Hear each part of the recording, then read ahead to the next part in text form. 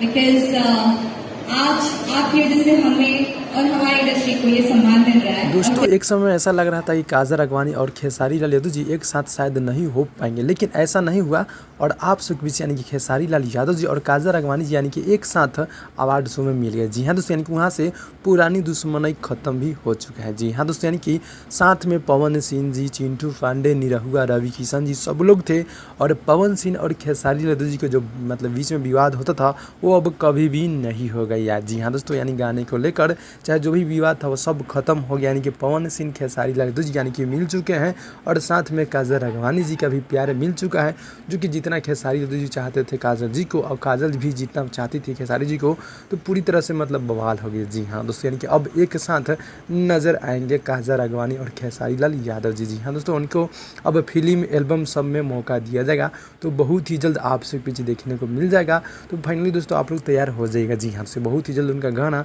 Video song जी साथ में छूटने वाला है। जी हाँ दोस्तों, काजल जी के साथ कैसा रहेगा गाना आप लोग कमेंट में कमेंट कीजिए। भाई लोग मिलते हैं अगले वीडियो में, तब तक के लिए धन्यवाद।